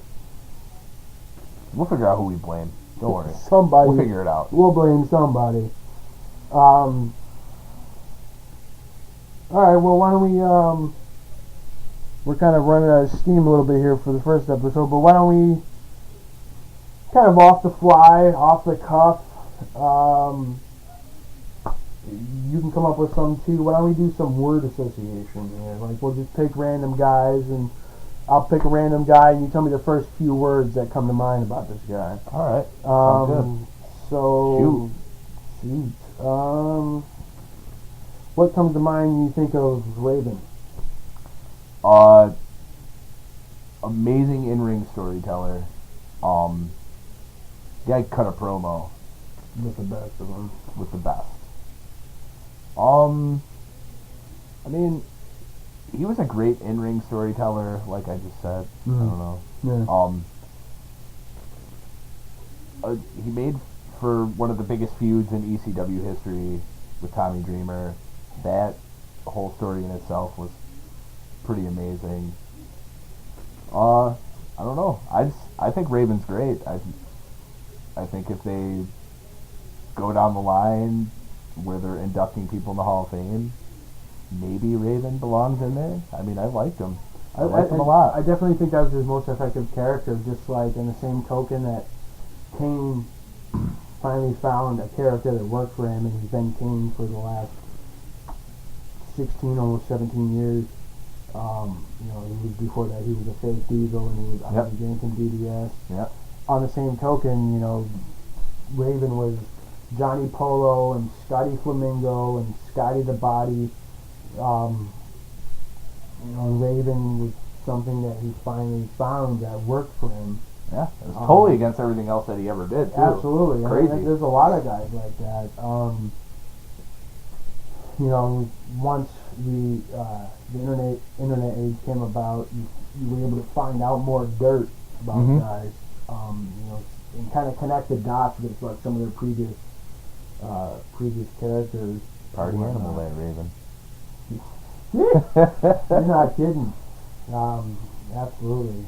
I like Raven a lot. I think he's, kind of like they call Triple H the cerebral assassin. I think Raven is cerebral as well, but in a different way. Yeah, absolutely. I couldn't agree more. Very cold and callous, and he didn't give a shit about anybody else, and whether that was personally or professionally or what. Just asks. I think they've actually squared things up now, but him and the whole deal between him and Steven Richards, where he was kind of his lackey in WCW, and Steven Richards thought that he had a chance, and basically he brought him to WCW to, kick the shit out of him and get some heat.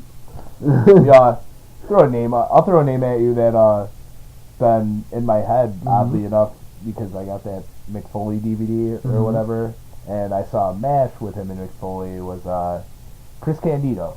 Chris Candido. Oh, man. The Body Donnas. It's always got to be the go-to, like, when you think of Chris Candido. Skip of the Body Donnas. When they decided to make it a tag team, they zipped Dr. Tom Pritchard. Oh, what? Dr. Tom. That really works. Chris Candido, definitely a very underappreciated guy. I never really got a chance to watch a lot of his stuff outside of the Body Donna stuff. I didn't get a chance to watch a lot of the GCW stuff. Well, you're going to have plenty of chances now. Absolutely. Now with the WWE Network, I'll have more chance. But the little bit I did see about him, I definitely enjoyed it. I definitely enjoyed watching it. And, definitely doesn't hurt that, Sonny is pretty easy on the eyes. So, most downloaded woman on the internet in the early days. He definitely doesn't hurt things. So yeah, I'm looking forward to seeing some more stuff about him. What about word association? A few words when you hear about a franchise, Shane Douglas. Great mic skills. Yeah. He turned it up at a time when it was a perfect time to turn it up. I remember I had been sold on ECW, and I one time turned on an episode, and he basically said Shawn Michaels was a piece of shit, Ric Flair was a piece of shit, they could all suck his dick. The only reason that Shawn Michaels got the Intercontinental Championship back was because he handed it to him. I felt at that time, it might have been the age. I wasn't, it was a huge turning point for wrestling, and I wasn't ready to hear people going nuts and swearing all over the place in wrestling. I'm used to Howdy Doody and fucking Doink the Clown and cartoon characters, and I see this guy, Kona Crush. Yeah, I see this guy come out and just basically speak his mind, and it was amazing. He was amazing on the mic.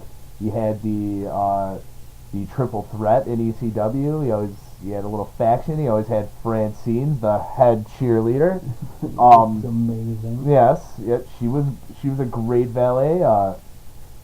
He was their guy, essentially. In the early days, when they were building, they started with the franchise, and he was the franchise for a reason. He cut one of the most historic promos in the history of wrestling when he threw down that NWA title and declared it the ECW World Heavyweight Championship. And that's all I have to say about this. Now, do you think, I know on the Rise and Fall of ECW DVD, they made it seem like that was a complete shoot, but do you think the NWO knew it all? Do you honestly think it was just Todd Gordon, Paul Heyman, and Shane Douglas that knew about that? Half and half. I feel like NWA kind of had to know about it. Yeah. I mean, and if they didn't, I mean, they had no other choice. Yeah, I mean, because he just did that shit. Something tells me that maybe Dennis Corluzzo knew about it, but maybe, I don't know, maybe he didn't. But they did immediately cut ties. Yeah, so maybe it's legit. Maybe it is a complete shoot that they knew. You know, they knew. Whatever it was fantastic. They had a good time. They knew they had to make an impact. Absolutely. And so they did. All right. Names need to be running through my head. Oh no! Like we said, the steam's running out. Yes, man. Just pick anybody random. Alright. Fuck. Balls Mahoney. Fucking Balls Mahoney. Hey, there you go. Santa Claus. Santa Claus. Santa Claus. Which I didn't put the two together until way later.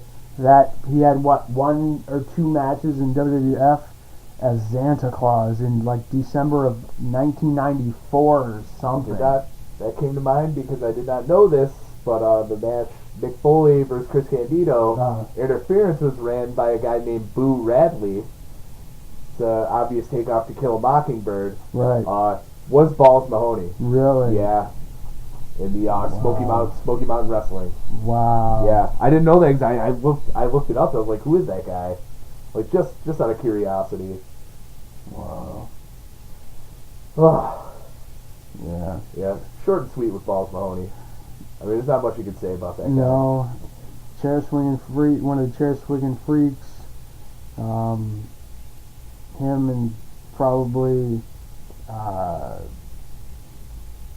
the Rotten Brothers, Axel and Ian. The Taipei The death Taipei death match, dude. I would never forget watching ECW Bloodsport. What the fuck? It's a Taipei death match. That's insane. That's like something off of like. That's like something off of like Rambo First Blood type shit, man. That reminded me a lot of Kickboxer. Remember they dipped their hands in honey and then dipped it in the glass? Oh my god. Off topic, we're going into Kickboxer now. Kickboxer. Classic Van A Damme. kickboxer wrestling. Let me see if I can think of somebody.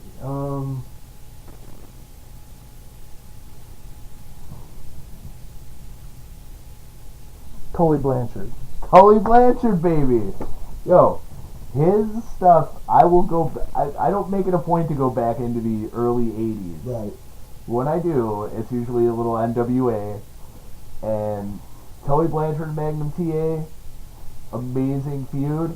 Tully Blanchard was whatever, he's still alive, I don't know how to word that, but was a great wrestler in his day. I feel like when him and Arn Anderson came to WWF as the Brainbusters, I feel like they got like a shit rap, kind of. Yeah. I mean, Bobby the Brain Heenan was their manager. How could they couldn't fail, but they booked him to get shit on, I guess. I think they had like a short run with the tag team titles. Yeah. Not anything really of note. And that was another guy because I kind of, it was about 1990 when I first started watching wrestling. I kind of went back and I watched. I think it might have been SummerSlam maybe SummerSlam '89. It was the Heart Foundation versus the Brainbusters in a match, and I was like, the Brainbusters, and I recognized, I automatically recognized Arn Anderson, but I didn't really recognize Tully Blanchard, so I Right.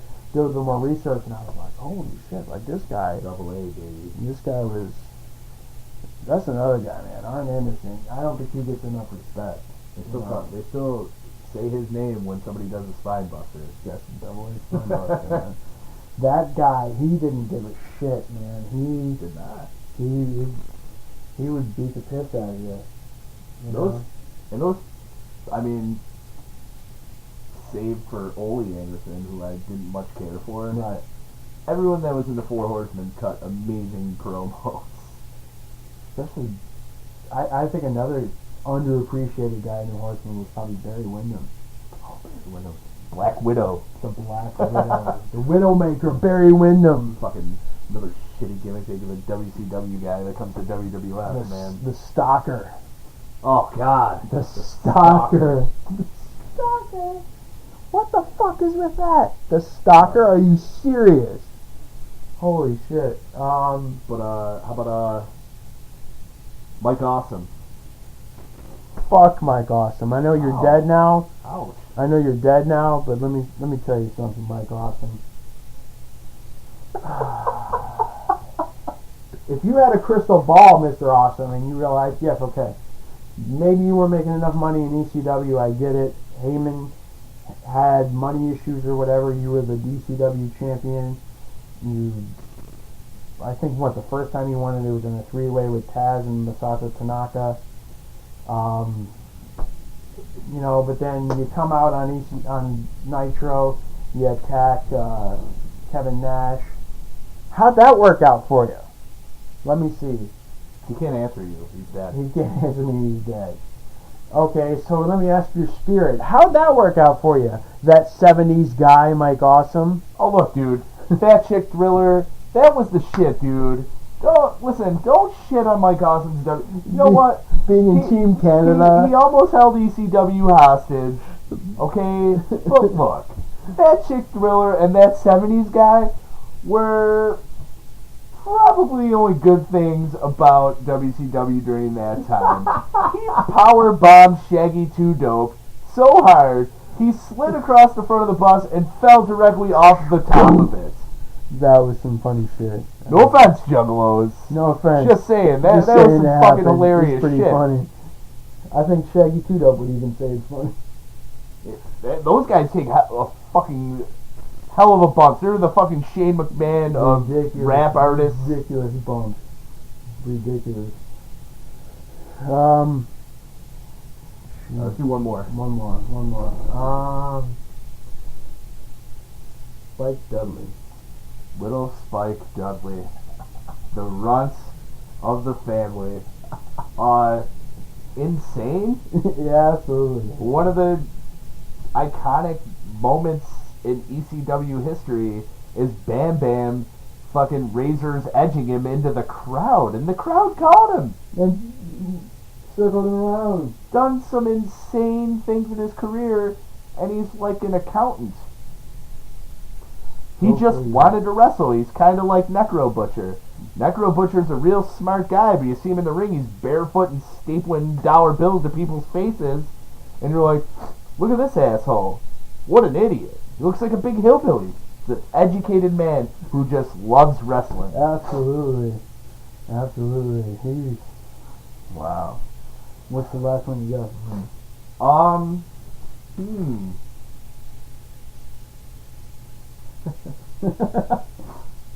Brian Christopher.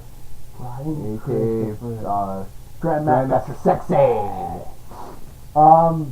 Wow. Yeah. Interesting. I think in a way he was kind of an innovator for the not the cruiserweights, actually the predecessor to the cruiserweights, the light heavyweight guys in WWF at the time. Mm-hmm. Him and actually his partner in Too Cool, Scott Taylor. Those guys and Taka Michinoku and the rest of the guys in Kaientai. Those guys were fantastic. Absolutely. Them, and I think were the Hardys in like the light heavyweight deal too for a little while? Like that division wasn't around for very long, like 3 or 4 years maybe. They tried to put Scott Putski in there. Scott Putski. I remember him and Brian Christopher had a program, and then like it was the big deal was on commentary. Jerry Lawler was like, "Oh, that's not my son." They're like, "Yeah, but it is your son." It's like, "No." No, I don't know. Like actually, that's the weird thing. Like Brian Christopher was never fully acknowledged as his son until that program with Michael Cole. Yeah, with Jerry Lawler and Michael Cole. No, I definitely have a lot of respect for him. Definitely very silly, like his character. His gimmick was definitely very silly. When he was Grandmaster Sexay, he put the goggles on before he did the leg drop. They both had their little thing. Like, yeah. Scotty looked like he's having a seizure, and then he started doing the worm. He'd look out in the crowd with bug eyes. His hair was like standing 15 feet tall. Good stuff. Anything you want to plug, man, or you like tell people where to go? The Facebook page. We'll probably have a Facebook page up for Jerkin the Curtain at some point. Until then, you can go to the Facebook page of the parent company of the Jerkin the Curtain podcast, the Shootin the Mainstream page, SHOOTIN the THA Mainstream, common spelling of mainstream. I don't know. We're still tossing around the idea of having a Twitter deal or an email or something. Until then, I'm going to promote the shit out of this podcast. We're just going to promote the shit out of this podcast. I apologize to my friends in advance. There's going to be a lot of shares. There's going to be a lot of promo. Like, I want this to reach, man. Like, I don't want to waste this knowledge on 5 people. Well, eventually we're thinking about maybe... I know there's another podcast that one of the guys that I do the Shootin the Mainstream podcast with, Matt, also known as Relentless. Him and his buddy do a wrestling podcast, and they're on Podomatic and iTunes. We're going to try and figure out ways to get word out in an independent manner. We're not going to. We're still young. Obviously, this is still the debut or the pilot episode. We promise to be more structured in episodes. Oh, it's definitely going to be more format. There'll be formats. This time we're definitely just flying by the seat of our pants and just kind of going with it. But we're gonna try and figure out a way going forward to try and get it out to the masses. We don't know how often we're going to do it, when we're going to do it, once a month, twice a month, whenever we can. We're going to do it. That's a guarantee. In the meantime, we'll probably have it uploaded to YouTube as an audio file, and we'll just share it and have our friends share it, and you can kind of hear us talk good, bad, or indifferent. In the meantime... But make sure... Get in contact with us. If you're listening, I want feedback, man. I want to interact with you. I want to answer questions, anything, man. Just even if it's just you guys suck, and if you say that, we will find you at a local show and we will rough you up. I'm just fucking with you. Anything, man. I'll take a you suck, man, just so I can be like, well, fuck you. I don't know, just any feedback, man. I'm interested. We're definitely interested. But promise we will have some kind of structure and format for the next episode. Structure and format, maybe a Twitter or a Facebook page for the podcast itself. Going forward, we realize this first one is 2 hours of us just all over the map and talking a lot of shit about a lot of people. But if you've survived this long listening to our psychobabble, we definitely appreciate it, and we thank you for taking the time out to listen to us, and we will wrap up by saying we will see you in the future. Thanks, guys. Later.